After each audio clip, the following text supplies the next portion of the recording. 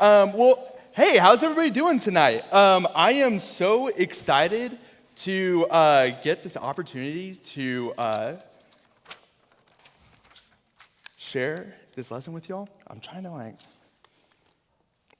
that water bottle is sliding way more than it was earlier today. Okay, hey guys, I am super excited to be here to share the message with y'all tonight. My name is Josh. In case we haven't had an opportunity to meet yet, I am a student over at Perkins Seminary, right across the street. I am planning on getting ordained in the near future. It's been really exciting to be here and to be on this team and serve y'all. I'm not originally from Dallas. I am actually from the wonderful city of Houston, Texas, did I hear a boo? Was that? Y'all are just mad because our baseball team won the World Series. You know what I'm saying? It's just, I'm sorry, we're what? You know, I gotta say, y'all, my absolute favorite thing about being from Houston and being an Astros fan is just the fact that, unlike other teams, we get to take pride in the fact that we won the World Series the old-fashioned way by being better than everyone else. Hey, you. Hey. Can I share a secret with you real fast? Your anger gives me strength.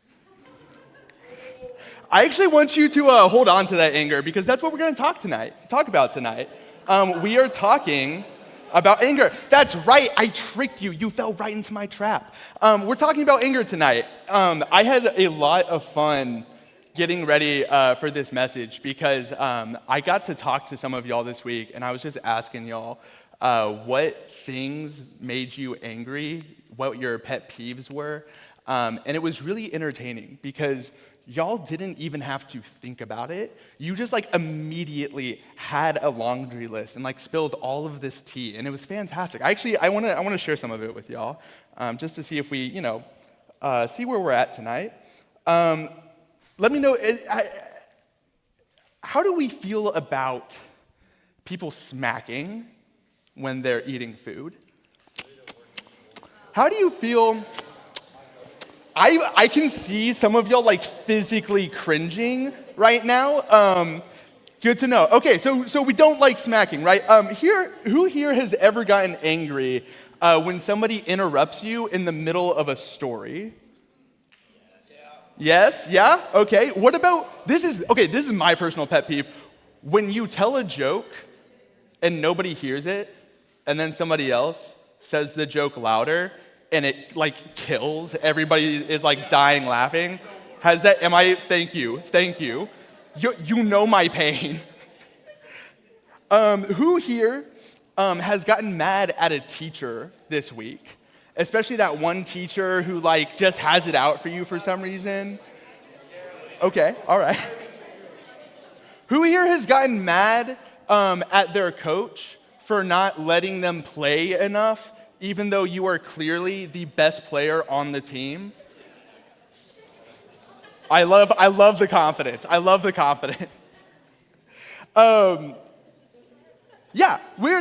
There's a lot of reasons to get angry, right? We've all been angry. Some of you guys may have even come in angry tonight. Some of y'all might have just gotten angry in the past 5 minutes when you heard me smacking, right? And if you've heard a sermon on anger before, you're probably expecting me to say something like, guys, we just gotta turn the other cheek. Guys, you just gotta love your enemy and pray for them. Guys, you just gotta be gentle and just take that anger and shove it deep, deep down. And never express it to anyone, ever. What if I told y'all that's not actually what the Bible says about anger? What if I told you that the Bible actually affirms our anger? In fact, Jesus got angry. That's what we're going to be looking at tonight, a time when Jesus got angry and what we can learn about our own anger through that. So tonight we're going to be in the Gospel of Mark. It's going to be Mark 11, 15 through 19. If we could throw that up on the screen, thank you very much. quick overview of the book of Mark. This is actually my favorite of the four Gospels, might be one of my favorite books in the Bible. Not sure if we're allowed to have favorites, but there it is. And I love it not just because it's the shortest Gospel and I have the attention span of a goldfish. I also love it because most scholars think that Mark was the first gospel that was written, and that Matthew and Luke actually used Mark as a source when they wrote their own, which means that there is a rawness to Mark that kind of gets smoothed over when Matthew and Luke are retelling it. In those gospels, Jesus is very serene, right? He's very stoic. He's like a Jedi almost, you know? And that is not the Jesus that we see in Mark. In Mark, Jesus is a little bit rude. He gets fed up with people. He gets frustrated. He chews people out. It's really entertaining. And so Mark is one of my favorite is my favorite gospel, one of my favorite books in the Bible. And tonight we get to see one of those moments where Jesus kind of goes off on some people. Starting in verse 15, it says, they came into Jerusalem, and after entering the temple, he threw out those who were selling and buying there. He pushed over the tables used for currency exchange and the chairs of those who sold doves. He didn't allow anyone to carry anything through the temple. What I love about the way Mark tells the story is we actually have no idea at this point what has set Jesus off. You have to imagine it's got to be really awkward for the disciples, right? They're just showing up to church. They think that they're going to have a good time and play some ping pong and buy some snacks and listen and have fun with worship. And instead of that happening, Jesus just starts going absolutely ham on everyone around him. He starts throwing over tables. He's throwing chairs. He's smashing stuff. And what was going through the disciples' heads? Were they just standing there, just do we join in? What do we do? Is this? He's never done this before. Were they just slowly knocking over chairs so that they could feel like they were a part of it? They were I contributed. So they knock over the chair, right? That's how I would have been, at least. So after just going absolutely ballistic, Jesus actually does take a moment to explain himself. And he says, he taught them, hasn't it been written, my house will be called a house of prayer for all nations? But you have turned it into a hideout for crooks. The chief priest and the legal experts heard this and tried to find a way to destroy him. They regarded him as dangerous because the whole crowd was enthralled at his teaching. So what's going on here? It's easy to think that Jesus is saying, you cannot buy or sell anything in church ever. I'm here to tell you tonight that that is not what Jesus is saying. So we can all take a deep sigh of relief. We are not shutting down the cafe. You can still buy your Celsius before worship every night. It's going to be fine. Andy isn't out of a job yet. What's actually going on here is that in order to participate in worship at the temple, you had to bring a sacrifice. And for a variety of reasons, it was just easier to buy the sacrifice when you got there instead of trying to bring your own. And I know that that maybe that doesn't make sense to us 2,000 years later. We don't do sacrifices anymore. So if it helps picture it this way, imagine you came into church tonight and you're saying hi to your friends and you go up the stairs and you go to the check-in table and Charge just lets you know, hey, actually we are charging money going forward. It's going to be $10 to get into church. Would you be willing to pay that? Who would be willing to pay $10 to go to church? No one? I was going to keep raising it and be 20, 50, but no, not even $10. Fantastic. No, okay, but now what if your parents had already left and your phone was dead? And you have nowhere else to go. Your options are staying or walking home. Would you be willing to pay $10? maybe a few. Some of you are like, I could get an Uber for that amount. Okay. That's basically what's going on here, right? They have to pay this place, the temple, that was meant to be a place where people from all over the world, no matter their background, could come and fellowship with God and be a part of God's community. That is what the point of the temple was supposed to be. And they're putting up a paywall. They're excluding people who can't afford it. And more than that, they are exploiting the people that they are meant to be serving. And Jesus is not having it. That's why he's flipping tables. Because injustice and exclusion is happening in the house of God, and he is furious.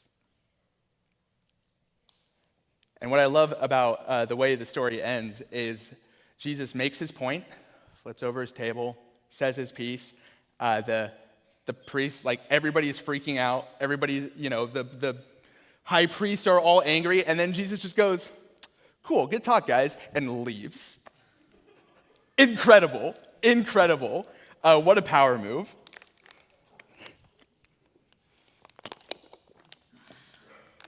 So we see here Jesus gets angry, right? Jesus gets angry, and we also get angry. And that's okay. The problem isn't that we're flipping tables. The problem is that we're flipping the wrong ones. The problem isn't that we're flipping tables. The problem is that we're flipping the wrong ones. Because I think if we're being honest with ourselves, we would like to think that we're always in control of our anger, and sometimes the opposite is true, right? Sometimes our anger is in control of us. That's why you send that 20-page text message to that person who hurt you, and you have like a works cited page at the end of it, right? That's why you clap back at your friends. That's why we yell and slam doors and sulk and give our parents the silent treatment when they've done something to tick us off, right? That's why we end up hurting people that we didn't mean to hurt and pushing away people we didn't want to push away. It's because our anger is in control of us. But the thing that I love about this story is that it shows us that if Jesus got angry, it means there has to be a good way, a holy way to get angry. That there has to be a middle ground between flying off the handle and going scorched earth anytime something ticks us off and just letting people walk all over us. That there is actually somewhere in the middle that is God's will for us and that allows us to fulfill God's purpose for our lives, right? So how do we do that? How do we start figuring out what the right tables to flip are? What are the right tables to flip? That was terrible grammar. My teachers would be so disappointed. First thing is, I think we have to own our anger. If Jesus got angry, it means that anger isn't just a bad thing. It's not something that we have to be afraid or ashamed of. It's natural. Anger is how our body tells us that something is wrong. It's how we know when something unjust or unfair is happening. It's how we know that maybe we need to sleep more, or maybe we should stop skipping breakfast in the morning, right? Anger lets us know when something is wrong. And there are circumstances when getting angry is the appropriate response. Jesus comes to the temple and he sees exploitation and exclusion happening. The proper response to that is anger. When somebody hurts you and walks all over you and does not honor your boundaries, the proper response to that is anger, because guess what? You are made in the image of God and you deserve respect. And if somebody doesn't, that's worth getting angry over. When you see injustice happening in the world, When you see racism or sexism or homophobia, the proper response to those things is anger. Anger has a place, not just in our lives, but in God's plan. So we need to own it. Number 2 is let anger ride shotgun. I need to explain this one a little bit. One of the best kind of images for thinking about anger that my therapist has given me is this idea of think about your anger as if you're going on a road trip and he or she, or they are in the car with you for this road trip, right? There are 2 things we don't want to do. Number 1 is we don't want to give anger the wheel. Can we get that? So when anger is driving, that's not good. Anger is a terrible driver. They run red lights. They go over the speed limit. They run people off the road. Anger is a terrible driver. We give anger the wheel when instead of listening to our anger and evaluating how we want to respond to it, we just immediately react and give in to our worst impulses. We don't want to do that. Other thing that we don't want to do is shove anger into the back seat. When we put anger in the back seat and we try to ignore it, anger is really annoying. They will nag you. They may sometimes even try to take the wheel out of your hands. And it's not because you have a bad backseat driver, right? It's because you just missed your exit for the 3rd time in a row, and they've been trying to tell you, and you're ignoring it. It's because anger has had to go to the bathroom for the past 5 hours, and you just drove past the last Buc-ee's, and obviously, that's going to cause problems. It's often when we try to ignore and repress our anger instead of listening to it that it comes out in the worst times.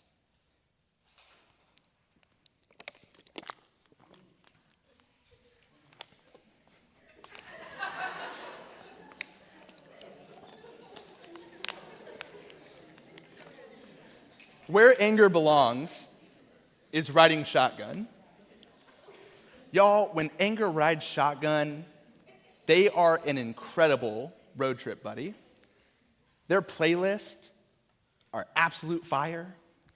They're navigating you like a pro. They're digging around in the back to get you snacks and stuff, right? Reminding you to go to Buc-ee's. When our anger is something that we listen to, that we're willing to have a conversation with and evaluate and react appropriately, we will stop flipping the wrong tables because it'll stop trying to take the wheel. And we see this with Jesus because even though Jesus is a little dramatic in flipping tables and stuff, he's very deliberate in what he's doing. Anger isn't controlling him, right? He is able to explain why he's angry, and he is able to have a conversation about it with the people around him. So we need to let anger ride shotgun. I don't know if anger and shotgun belong together in the same sentence, but here we are. Last but not least is sometimes we need to take a time out. And we see this at the end of the story, right? Some people, the people who are being exploited, are really on board with what Jesus is saying. The people who are doing the injustice, not so much. Things are getting heated. They want to kill Jesus. And so Jesus says, nope, and gets out of there. And there are going to be times, guys, if we want to start flipping the right tables, there are going to be times that we have to recognize that in the moment, we are too emotional. We are too hurt. And we're not able to evaluate our anger rationally. And in those moments, we have to have the strength and the soundness of mind to take a step back and say, let's pause this for now and deal with it when we've all chilled out a bit. right? Maybe you need to go work out. Maybe you need to go for a walk. Maybe you need to find somebody whose opinion you really value and get a new perspective on it. I'll just give you guys some free advice. This is some hard-won lessons in 20 years of life that I'm just giving you guys for free. I will say 8 times out of 10, that thing that you're super angry about, that you're about to just unload on, if you will just go to bed early and get 8 hours of sleep and eat a good breakfast in the morning, everything will be fine. Like, it's incredible. There have been times where I thought the world was gonna end. There have been times I was ready to go over to somebody's house and kick the door down, and I went to bed and I ate a big breakfast and I was fine in the morning. It's awesome. Do it. Free advice for you guys. Sometimes we need to take a time out and take a step back.